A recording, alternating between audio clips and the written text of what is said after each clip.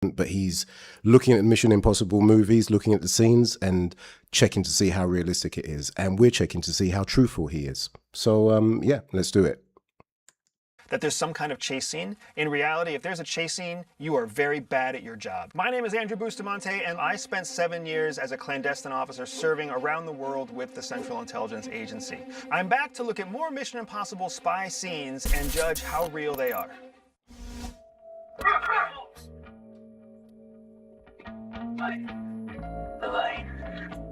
You could see that they had moving cameras. The cameras would actually track with the faces. It was very cinematic. When we wire a room with cameras, those cameras can't move. Instead, you have 3 or 5 static cameras that only have one angle. You can change the focus, but you can't change the angle, so there's no cinematic movements. The name now, give us the name. When that target shared the name, Dmitry Medvedev, you could see a real-time analyst pulling that name and pulling the data for that person from the back end. That's all very real. We actually do have the ability to pull names in real time based off of information that we get from informants. Get rid of that scum. So that would be pretty much like regular police. As soon as something's happening, they can go to a database and have a look and see if it matches up. If you've ever been inside of a room with a false wall, you can actually see the dust blowing in from outside under the floor of the wall. And these are things that people pick up on. So instead of creating a fake room, we would take them to a real room that we've controlled and that we've outfitted and we've preset with cameras and preset with mics. It's much safer to do it in a real room that you control rather than try to create a fake room in a warehouse.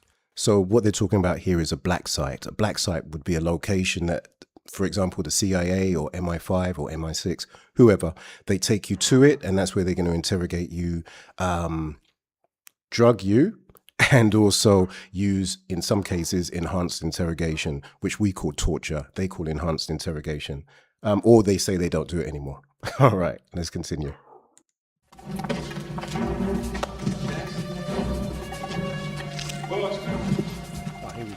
We don't put our officers in direct risk of abuse or drugging or otherwise because they're too... You literally do. You literally do.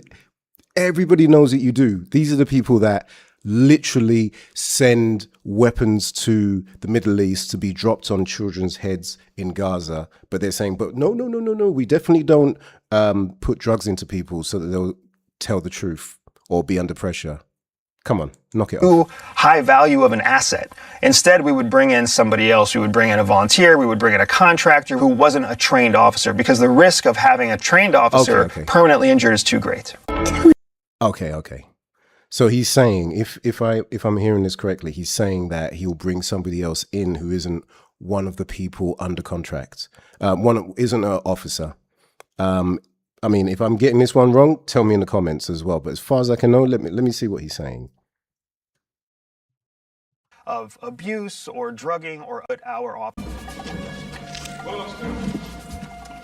We don't put our officers in direct risk of abuse or drugging or otherwise because they're too high value of an asset. Instead, we would bring in somebody else. We would bring in a volunteer. We would bring in a contractor who wasn't a trained officer because the risk of having a trained officer permanently injured is too great. Do we get it? Okay, so what I think he's talking about, this specific Mission Impossible movie, which I don't think I've seen. I think I've only seen one, maybe 1.5. So maybe this might be a training scene where he's saying that we wouldn't put one of our trainees in harm's way. Either he's saying that, or he's saying that if we are going to drug somebody, we wouldn't use one of our own people. But it seems the other way around. I don't know this movie, so he's probably talking about a training scene, but who knows? We got it.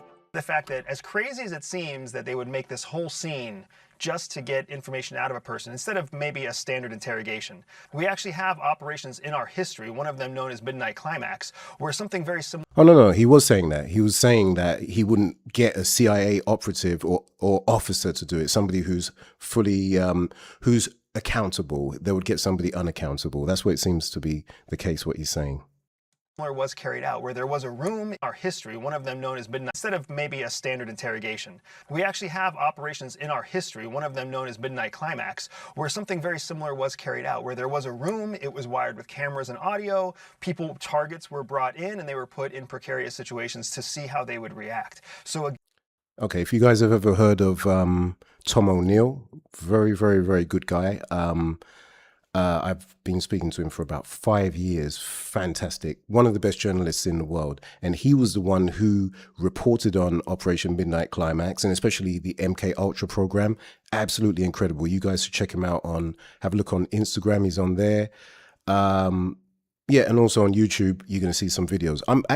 I will make sure that I get some Tom O'Neill videos and show you guys, and maybe I can get him to do a Zoom call as well. All right, let's continue.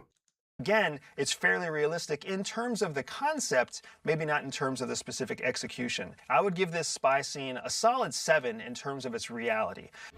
Again, targets were in our history. He said it was in our history, but he never said we don't do it anymore. We actually have operations in our history, one of them known as Midnight Climax, where something very similar was carried out, where there was a room, it was wired with cameras and audio, targets were brought in, and they were a surveillance house or a spy house, or in other words, Epstein Island or 33 Portland Place. You guys, if you don't know 33 Portland Place by now, pause this video, Google it, have a look for yourself, have a look for the headlines, and you'll see what I'm talking about. You got celebrities, you got politicians, you've got all of the top people. You've got the Beckhams, you've even got Jean-Claude Van Damme, you've got 50 Cent. You can see all of these people went to the house, which had cameras all around, CCTV cameras, and then it just happened to have adult parties, and it just happened to have women getting raped and more things. These are all newspaper headlines, nothing that I'm making up. Or you could actually just go to my page and have a look. We've got the whole video, we got videos about it. All right. They were put in precarious situations to see how they would react. So the whole point is for blackmail. So the idea is for Epstein Island, for example, you place the cameras, and then you bring in the celebrities. You give them a good time, make sure it's all above board, nothing weird, and then behind closed doors, that's when you try and get them to take the substances or see the lady of the night. I'm trying to use my language carefully because we're on YouTube. Yeah, and also the other things, the tiny people, the small ones, the little ones, the ones that Prince Andrew got in trouble for, but there was nothing suspicious in any way about him paying millions of dollars out of taxpayers' money in order for it to go away. Nothing suspicious at all. Even though the Queen of England actually got the money and helped him pay it, nothing suspicious with those type of people. They're above board. So again, it's fairly realistic in terms of the concept, maybe not in terms of the specific execution. I would give this spy scene a solid 7 in terms of its reality.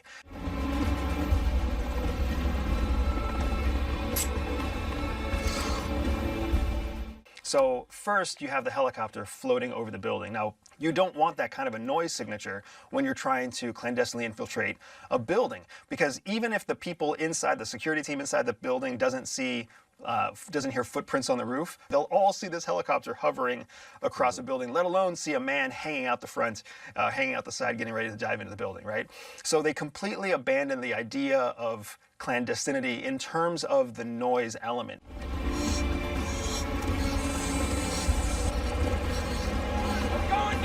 Depending on the stakes of the operation, a daring entrance is actually fairly common. Now, what we see here is Ethan coming out of a helicopter. We would never use just a single officer, or what we would call a single point of failure, for an operation as high stakes as this. There's large bodies of water just behind the building. In reality, what would have most likely happened is they would have deployed a 3 to 5 person parachute team, and that team would have been deployed at a much higher altitude from a distance. And the reason that's important is because whenever you're parachuting in a city environment like that, you've got a lot of changing wind variations, you've got wind types, you've got to worry about whether or not someone has a technical issue during the deployment of their parachute, so they need to have an evac route, a secondary landing zone, and that water would be a perfect secondary landing zone. Everything he said made complete sense. Everything he said made complete sense. Apart from that last bit when you saw whoever that is, Tom Cruise, diving through that small gap, that's a bit much. The other thing I want to flag is that Ethan is jumping out of a helicopter. That's not necessarily unrealistic, but he's doing it without goggles. That is extremely unrealistic. People do not realize the vulnerability of your eyes. We would never jump head first to do a rappelling operation because if anything goes wrong, it's your head that's going to take the impact. But this is Mission Impossible, and Ethan only knows how to jump from a rope in one direction, and that's totally horizontal.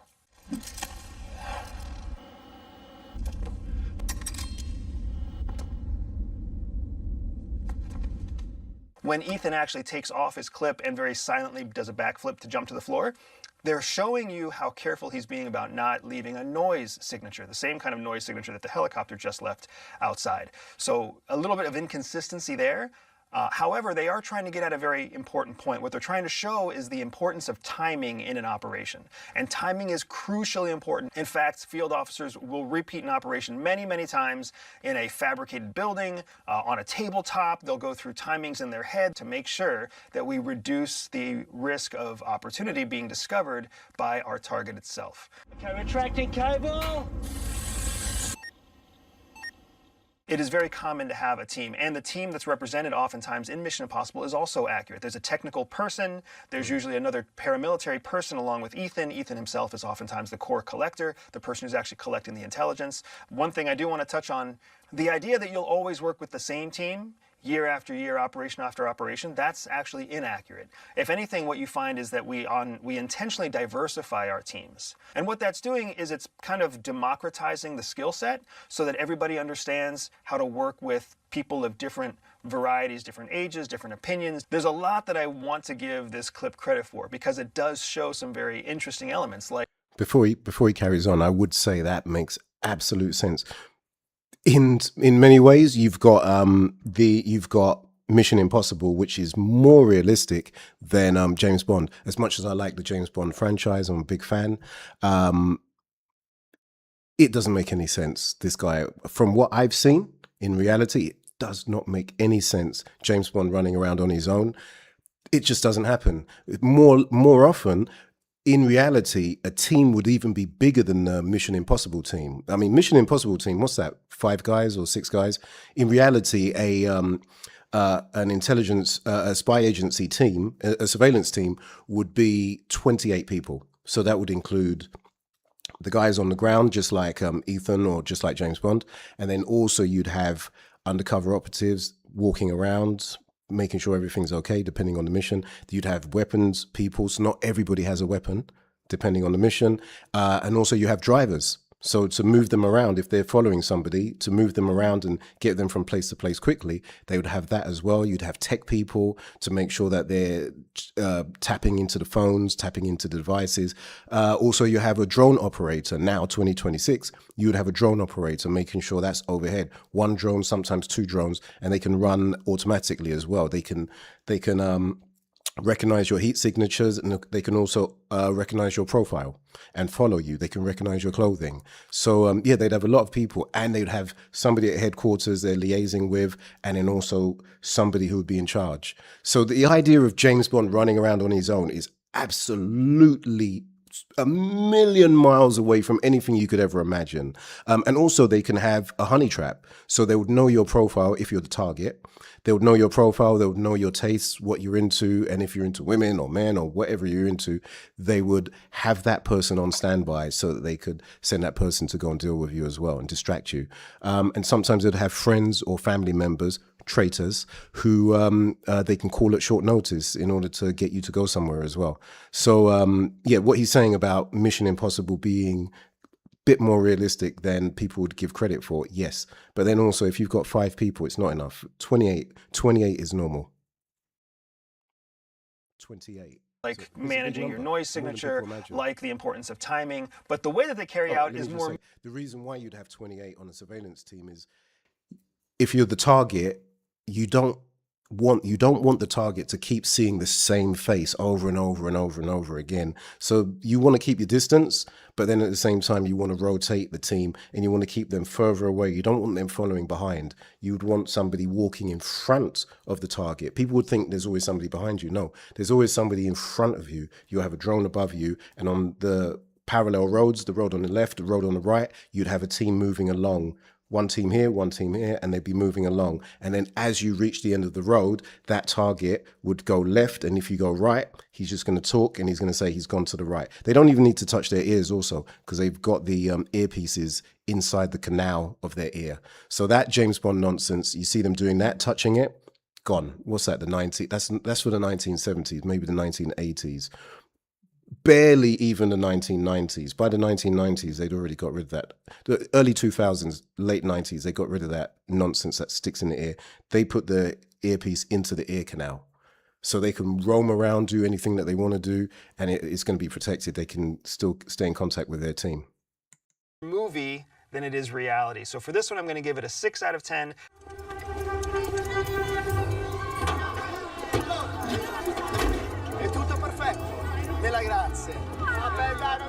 You've got the distraction going on in the background with the second person in the work suit who basically is simulating a broken down truck. A distraction is a very... So like I mentioned about the distraction, that's why the team needs to be 28. You can have a bigger team than 28, but you need to have a team of 28 in order for it to make sense. So this is what people don't understand. They're thinking 28 people. Yeah, they've got unlimited budget. One of their bombs that they'll drop on the Palestinians' children's heads can cost them 500,000 for one bomb. So to get 28 people on a mission, 500,000, you can pay for them for like a couple of months. So it's not a lot of money. They have a budget that they don't seem to be able to.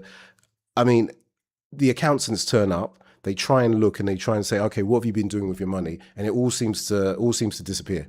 They're never accountable for that money. So what you got to understand is they basically have an unlimited budget and they don't have to say where the money comes from or where it's going in most cases. Useful thing to deploy. And since you operate in teams, it's oftentimes that one person in the team will cause a distraction or a disturbance so that the other person can break away or can carry out what's known as a black act, an act that's carried out without any observation, not necessarily because it's hidden, but because there's an active distraction going on.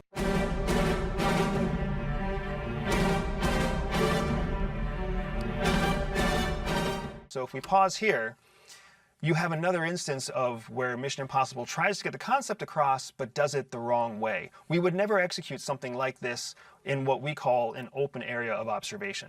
Every one of those windows could have some old lady having coffee, it could have some dude on a cell phone. All of those roads, all of those cars are all a risk of observation. So we would pick a different place or do this under cover of night instead of in broad daylight. I was going to say night. That would make sense. That would make sense at nighttime, but running around a city doing weird things is going to draw attention. So whenever, this is the thing, it ruins it for me for movies. The suspension of disbelief, it becomes really difficult when I see nonsense. But it looks fun. Movie looks fun. I like Tom Cruise. He's a hard worker. He consistently makes good movies, but come on, you got to give us more credit now. We're better than we were in the 90s. How outdated the cameras are.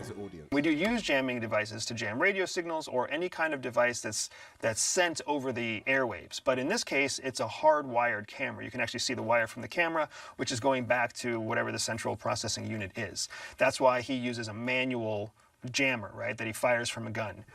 We would never do that in real life. Also, when you try to actually shoot a camera or kinetically disable a camera, you're firing at the camera. It can blow the camera up, it can knock the camera over, and again, you've blown your clandestinity.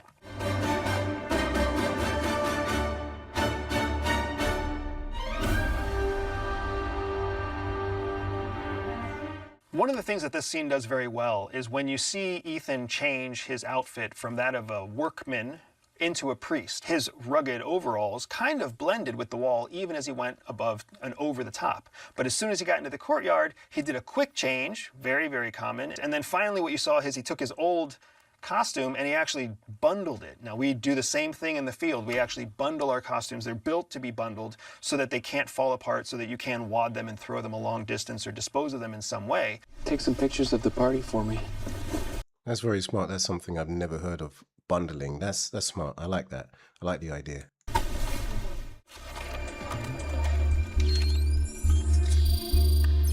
You see he does a retinal scan and then he gets a clandestine message through the camera. You would never put that kind of technology on a commercial camera that's hanging on a shelf for anyone to grab. Because what if somebody else grabbed that camera in between when Ethan got to it? So instead, what they would do is something called a brush pass. They would have a brief encounter where they would meet in a convenience store, and then Officer A would have passed something to Ethan, maybe a disposable camera, and then Ethan would actually see the message that's on the camera. That way we can control the technology. This is the point I was saying. In order to have all of these people in place, even for what he just said, a brush past, you need 28 people. You don't need 5 people. You don't need 6 people. You don't need James Bond running around on his own. You need 28 people minimum. I'm talking minimum. You just watch these movies. The amount of people involved, that is realistic. But they make it as if it's a small team. It's not a small team. And when the self-destruction sequence happens, we really do have messages that self-destruct, but they don't self-destruct going up in smoke. They just have a virus, or they have a corrupting code on them, so that as soon as you're done, you can press a button. When you're ready, press a button and corrupt the hard drive that's actually on the device. I would give this one a 7.5 out of 10, because they really do bring the right elements to the table. They just deploy it in a way that's more entertaining than reality. Downloaded a virus from the satellite. Hendrix is killing the server. Venus, now's the time you kick his and get the code. The technical elements of radio communication are a little bit less accurate. They all hear each other through small earpieces. But sometimes it looks like Ethan has to trigger his mic to work by touching his ear. Other times it looks like they don't have to touch their ear at all to trigger a mic. You usually have to have some way of triggering the transmission on a microphone. Otherwise, what you would have is a constantly operating hot mic where any noise that anybody makes could squelch another person. You could see that the people in the background saw him talking through a microphone. That's one of the big risks anytime you trigger a This is actually, that's pretty good. That's exactly what I said about the touching of the ear. That's gone. That's long gone. Gone. Those days are long gone. So you can have the microphone inside the ear canal, no problem at all. Inside the ear canal, but then you can have something to trigger it. So whether you have something there, or you have something on your pocket, or wherever it is, but anything that's sensible. So it'd probably be more sensible to have something on the side of your body that you can just put your hands down, or just here that you can just touch. But you wouldn't be touching your ear. That's absolute nonsense. It's 1990s technology. A mic that isn't a thumb trigger. A thumb trigger you can keep in your sleeve, you can keep in your lap, and nobody really notices. We are alone. No. That would also make sense as well, having it on your sleeve. That's even better than having it by your side. Aren't we? The idea that they're using sexual exploitation to get him alone is not unrealistic. It's not even uncommon. Exactly like I said, the honey trap. They would have a honey trap operative. So a honey trap operative would be, like I mentioned, somebody you're into, guys or girls or whatever you like, and that person would be on hand nearby. So if they need to call on them, they'll call on them, and then now you've got somebody to distract you. It's not a tactic that CIA uses because... Yes, you do. Yes, you do. Yes, you do. Don't try. Who believes that CIA doesn't use it? But let's give him a chance, because maybe he says something that makes sense. But if he's trying to say that CIA doesn't use it, if you're trying to say CIA don't use it, you're insane. Not unrealistic. It's not even uncommon. It's not a tactic that CIA uses because in the United States, CIA officers are still American citizens. Oh, okay. Then FBI operate. Okay, MI5 operates in the UK. MI6 operates here in the Dominican Republic, following people around and harassing them. CIA operates externally, anywhere where they want to operate, and FBI operates in United States. So that's basically what he's saying. They do use honey traps, because I was trying to say he's trying to say they don't use it. They use it, but not allegedly in the United States, because they don't have the right. There's another word I was going to use, but I can't remember it. But they don't have the right to operate in United States. What is it? Something, the mandate. You can't force an American citizen to carry out any kind of sexual activity without their consent or against their will. But this is very much a tool that's used by foreign intelligence services. Their consent. You can't force, because not unrealistic. It's not even uncommon. It's not a tactic that CIA uses because in the United States, CIA officers are still American citizens. You can't force an American citizen to carry out any kind of sexual activity without their consent or against their will. But this is very much a tool that's used by foreign intelligence services and will use often, especially against Western countries, because Western countries are almost always vulnerable to some sort of sexual appeal. You're gonna break your neck. Not very happy with in the scene is that when she goes to physically neutralize her threat, I have no problem with a woman throwing a man over her shoulder. All of this is very realistic. But when she actually goes to muscle him, your MMA fighters who are watching will know what I'm talking about, but she's not really in a strong position and she's face to face with him. The reason that's a danger is because if he chooses to fight back, he knows exactly where her face is, and he can start kicking or kneeing. In reality, what you would do is you would pull that person's face up and you would turn your face opposite. They can't visually see where your vital organs are. I would give this an 8 out of 10 because you had the team collaboration, you had the command and control element, you had radio transmissions.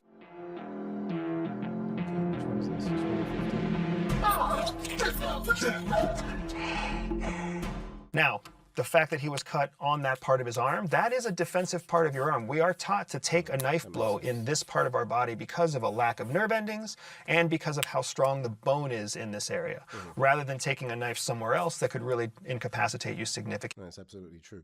When you see the people holding their hands up like that as well, you have to really wonder what they're doing, because you're going to want to use your forearm. You don't want to be positioning your body where you can get hurt or where your vital organs are in a location where they can get stabbed as well. You really want to just use anything that's bone.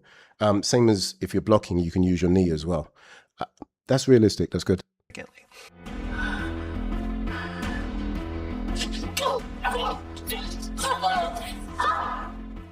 Knife fights are terrible things in reality. When I see a knife fight on TV, that really shows you how disillusioned and inaccurate people's understanding is of a blade.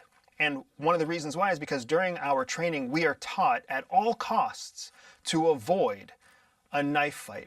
Yeah, because not just that, it's so deadly and it's not going to last long. It's not like in the movies like this where you're going to see them fighting like it's a boxing match. It's just over. It's over that quickly. This is insanity. Imagine how much damage a knife can do to a human body, especially a combat knife and especially a knife that's delivered with force. One hit from a knife, it either injures you or it incapacitates you to a place where the fight stops. And that is why we try to avoid knife fights at all costs. I'm going to give it a 4 out of 10 in terms of whether an officer would ever willingly throw themselves into a knife fight. However, once the knife fight actually started and the techniques that were used, those were fairly realistic. So I would give it an 8 out of 10. If that vest goes off, you get nothing. Without this money, you're nothing. Without me, you're nothing. At CIA, we very much prepare for bomb threats like this. And a big part of the reason is because we've lost officers in bomb threats like this. We had a tragic incident during the global war on terror in 2008 where a suicide bomber wearing a suicide vest was let onto a clandestine CIA base and nobody knew he was carrying a bomb. So he triggered it himself while he was there in a negotiation with the field officers on site. So we do have a protocol for how we handle that. That protocol is largely classified. As soon as Ethan Hunt saw that there was a vest on Benji, he would have immediately wanted to separate Benji from the public because the risk to the public is significant. That said, it's oftentimes the case where the person in control of the vest refuses to leave the public setting. I'm going to give this one a 9 out of 10, but so many of the elements in this are real, right? From the vest to the remote control of the vest, to the threat to the public, all the way through to the negotiation process.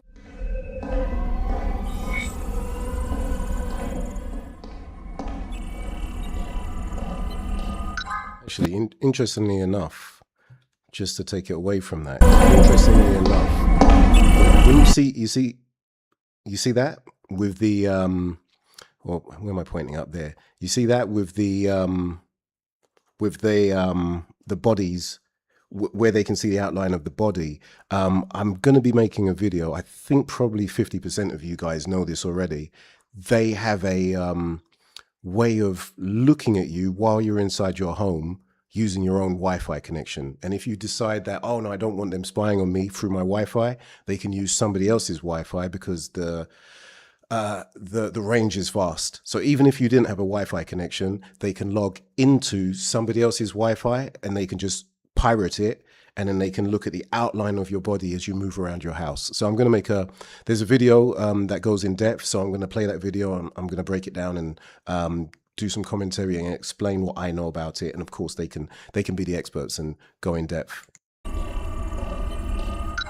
The biometric concept is very realistic. It's happening everywhere. It looks like a biometric that measures his gait as he walks in front of a series of cameras.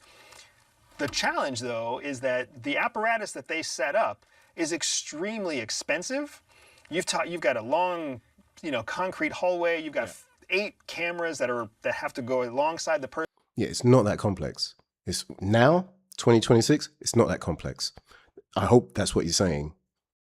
There's incredible amounts of room there for error. It's much more likely they would have used facial recognition and a fingerprint, and that would have been their biometric scan. There's no need for the hallway and the scrolling cameras. That was just Hollywood.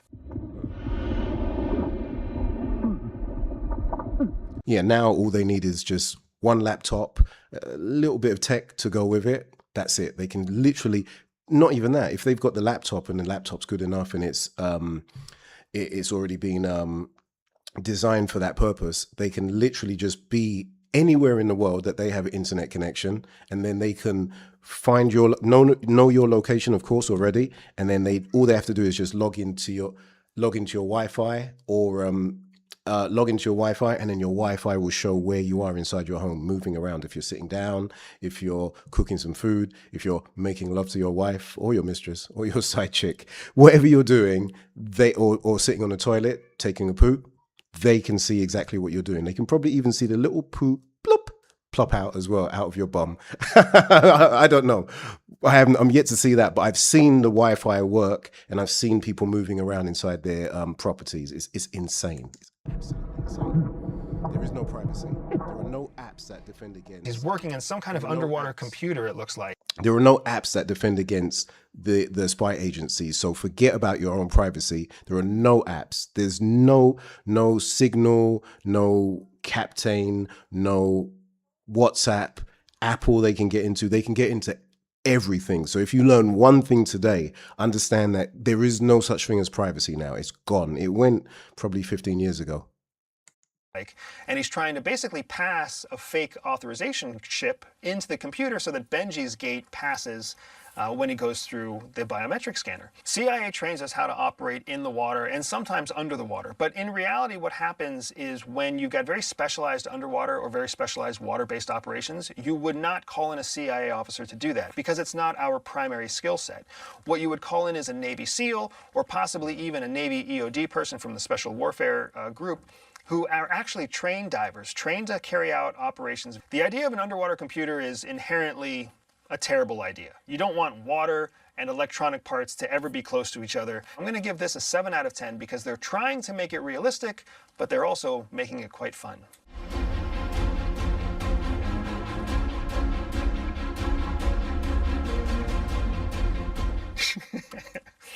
Oh, Mission Impossible. It's a common spy movie trope that there's some kind of chase scene. In reality, if there's a chase scene, you are very bad at your job. Anytime a spy movie is showing that there's public awareness of an operation, in reality, that operation would be over.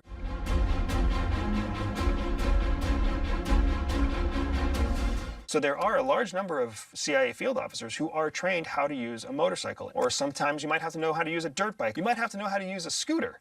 Right? Because depending on your operating environment, you don't know what the predominant mode of transportation is. So they'll be trained in different schools to different levels of expertise in each vehicle.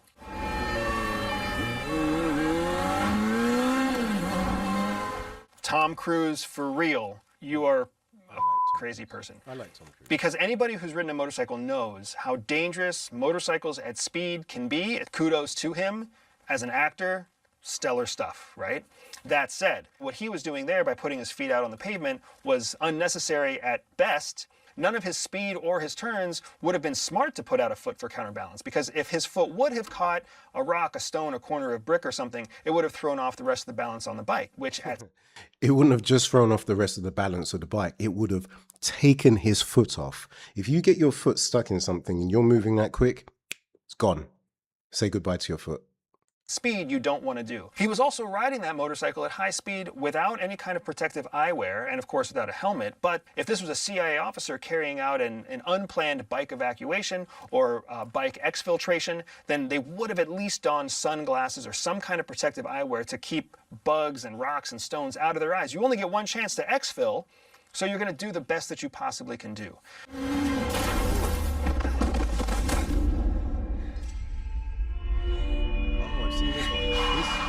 I've seen this movie. I myself have been in a minor motorcycle accident. Even in full gear, crash suit and helmet, you are disoriented.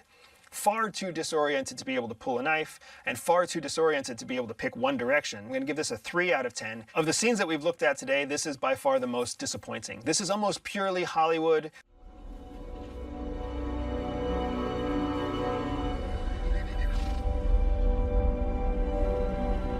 Now, first of all, the whole thing starts with Ethan signaling to the person who's at this abandoned home or this abandoned house with what we call a signal mirror. Using a signal mirror to send a signal a long distance, especially in the desert, to show that you are approaching. That's realistic. Most compasses actually are a compass on one side and a signal mirror on the other side. You can see that he's holding something with his left hand. He's probably actually holding the mirror, and he's signaling with the compass face, which is pure Hollywood. There's no reason for you to use your compass to reflect the sun when you have a perfectly good mirror on the other side that would more efficiently reflect the sunlight. Gotta admit, that's very smart. That's one thing I didn't know. The fact that there's a mirror there to protect, that's wild.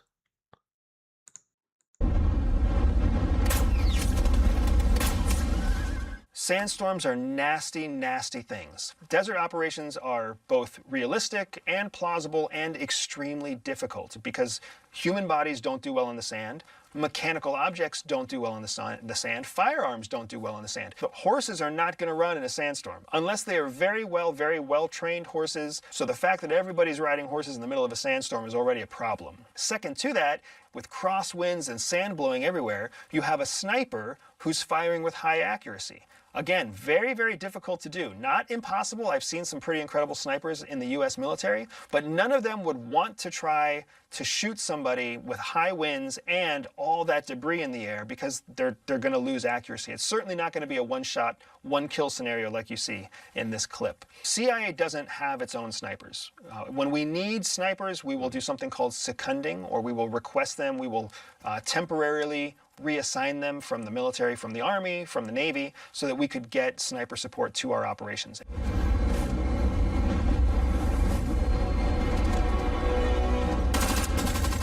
I'm glad they're all wearing eye protection. Their faces are covered, their hands are covered. All very realistic elements if you carry out any kind of combat operation in a sandstorm. For that reason, I would give this an 8 out of 10. NASA and the combined branches of our military. And we're not alone. It has penetrated the world and European central banks. Gained entry to the...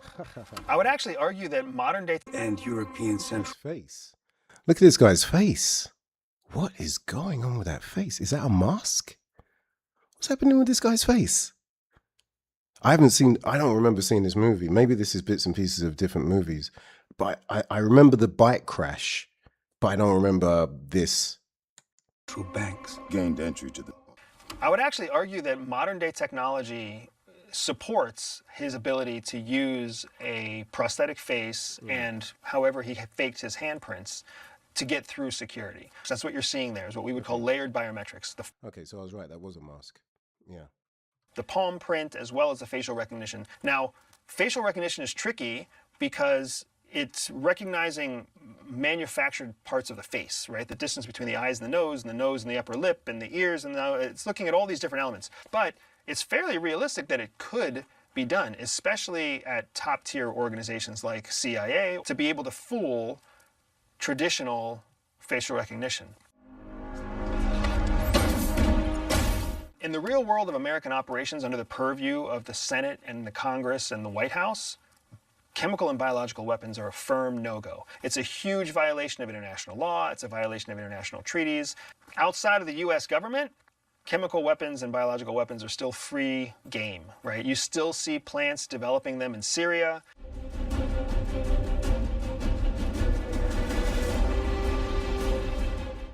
It's so classic. The tearing up of the full face mask, yeah, very, very Ethan Hunt. And there are some very impressive masks that the disguise department at CIA has created. But that's probably the only good thing I'm going to say about this clip, however. He takes off his rebreather and his mask while there's still smoke in the air. Yeah.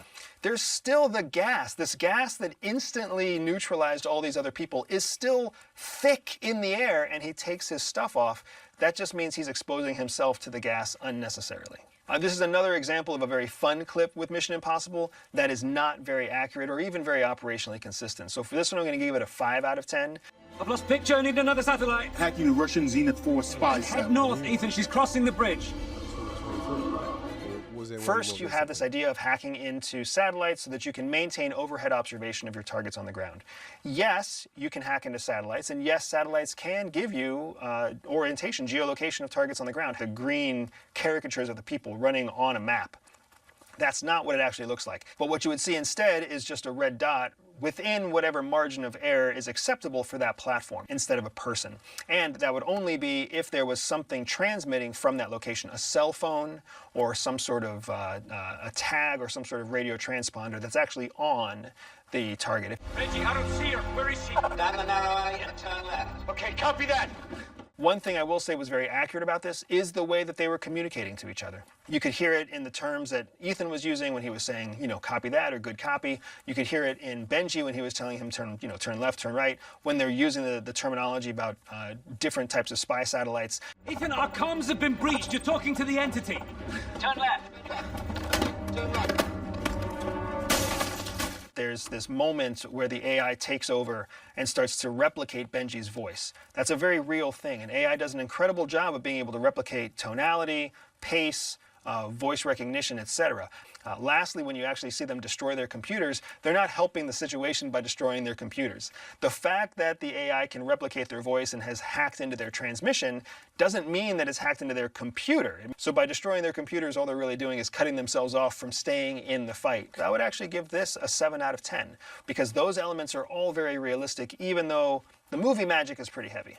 Yeah, they just missed out on a little bit there by not understanding the difference between the two things. But other than that, I think it was pretty solid. But the reality of the intelligence world, everything is just completely pedestrian, just completely boring, run of the mill, day to day, just like being a bodyguard. I work security pretty much everywhere, and you don't do anything.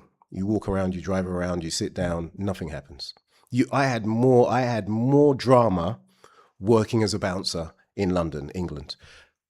Every single night I had drama, but when I was working security, close protection, literally nothing at all. The biggest drama would be the family member who starts arguing with somebody. It's literally nothing happens. And that's the same as with the intelligence world. These guys are just sitting around doing nothing. They're following people around, they're eating donuts. It's nothing.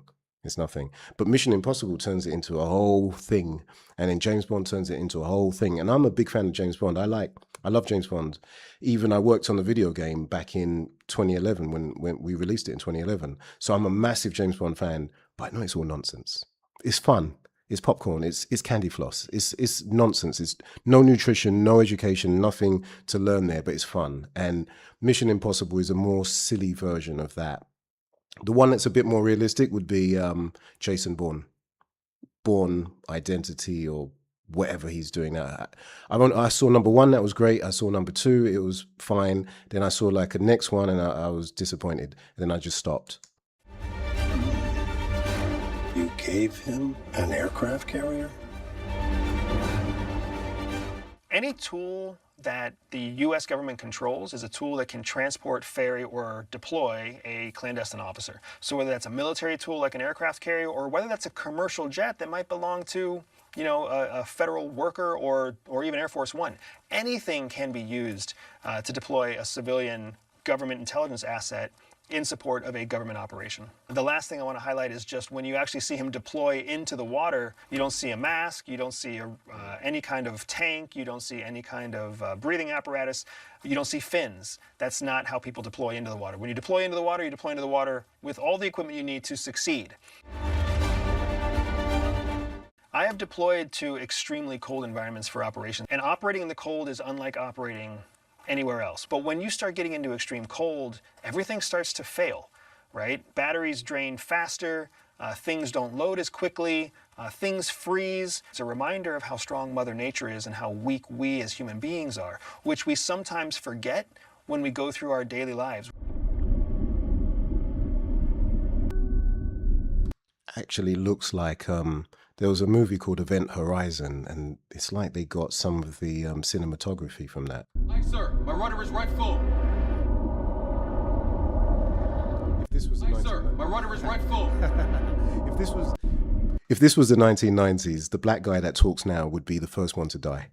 At least we've got away from that period. Aye, sir. My rudder is right full. When I start to look at some of the technology and some of the operational elements that are in the clip, the glowing oxygen pack, that's not something that we would want to use. You want to keep everything as low visibility as possible. So you don't want to have excess glowing elements on the back of your case. And of course, the lighting that he has on his face, all of that is just for Hollywood. That's not operationally useful to him. You do have some other elements that are very interesting, though. You have the use of military equipment in clandestine operations. Very, very real. The military augments us constantly. It's called a joint operation. Now, you still see him operating alone, which is not how we would handle it. In real clandestine operations, teamwork is critical. You would send 3 or 5 or 7 so that you would increase the resiliency of the team. This is exactly what I was saying. Just like with a surveillance team, you need to have 28. If you're going to be sending people out, you're not going to have one person. Why would you have one person and then he gets shot, or a shark attacks him, or something goes wrong with his air and there's nobody to support him? You always have a support team with you. It doesn't make any sense. But that's why in Hollywood, they need to start making things a bit more realistic, because people are getting smarter. Rather than putting everything into a single person. In terms of what I've seen realistically, this is a low performing clip. This is a 3 out of 10 at most. My favorite scene from the clips that we watched today is actually the bomb vest scene. And you can actually see the whole process of a negotiation come to life, as well as see the risk that's posed by a bomb vest in public. These are very real situations that CIA officers deal with every day, far more often than we deal with knife fights or gunfights or sexploitation operations or otherwise. Thank you so much for watching, and if you want to hear me talk more about spycraft in the CIA, go ahead and click on the next video. Okay, well, thank you very much for watching. I'm going to have more live videos as well, more things going on. There should be a video at the end of this, somewhere over here, and it's probably something to do with a surveillance house, probably something to do with number 33 Portland Place, and probably something that will get me in even more trouble with MI5 and MI6 and the British Secret Service. But I don't care, because I'm here to educate you guys and gently mock the people in power. So yeah, go and check that video. It should be over there as well. I hope I'm pointing in the right direction. It's called The Official Biography of Bobby Johnson and the British Secret Service.